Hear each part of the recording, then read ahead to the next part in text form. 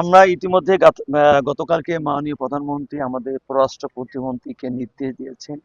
এই বিষয়টা খতিয়ে দেখার জন্য, এবং আমাদের সরকার থেকে যেটুকু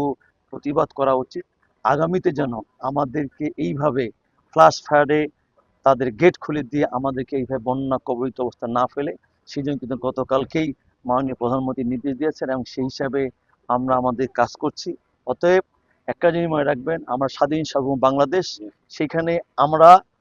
প্রতিবেশী যে কোনো দেশের সঙ্গে বন্ধুত্ব সম্পর্ক রাখতে চাই। সে বন্ধুত্ব সম্পর্ক রাখতে গেলে আমরা আশা করব তারা এইভাবে ফ্লাশ ফায়ারে ফেলে দিয়ে আমাদের জন্য এইভাবে আমাদের এই অঞ্চলের মানুষকে বন্যা কবিত না করে দুর্দশা না ফেলে, আমি আশা করব তারা সেই বিষয়টা বিবেচনা করবেন। তাহলেই আমাদের বন্ধুত্বের সম্পর্ক আরো বন্ধন অটুট হবে। তো আগামী দিনে আমরা পার্শ্ববর্তী দেশকে যে বন্ধুত্ব সম্পর্কে আবদ্ধ করতে চাই, আমি আশা করব যে তারা সেইভাবে তাদের আগামী দিনে তার কর্মকাণ্ড সম্পাদন করবে।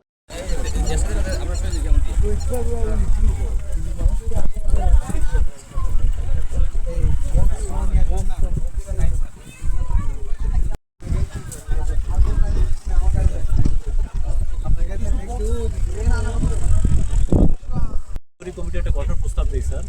কিছু বিয়া নিয়ে স্যার আমরা দেখি স্যার যে এই ধরনের এক্সপোর্ট পাওয়া যায় কিনা, যে হাইটটা বাড়ানো প্লাস স্যার যদি সুইচ গেট দেওয়ার স্যার পোটেনশিয়ালিটি থাকে একটু জরুরি করতে হবে, কারণ স্যার এই যে দেখেন না জ্বরটা আসতেছে না স্যার, এই যে পানিটা এটা মনে করেন স্যার 5-7 মিনিটের মধ্যে এত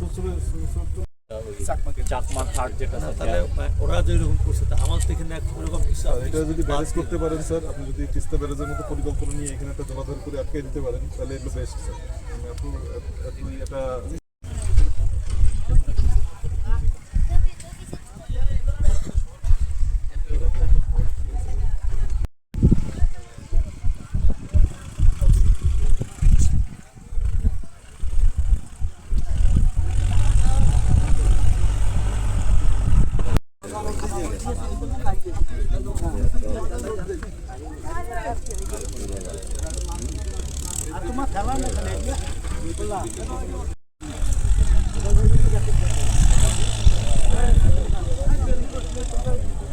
এদিকে আর এই যতটা দেখি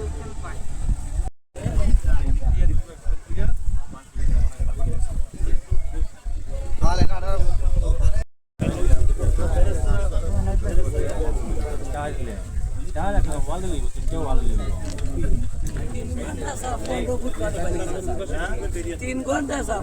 পানি এটা আশ্চর্য কোথায় বলা স্যার নদীর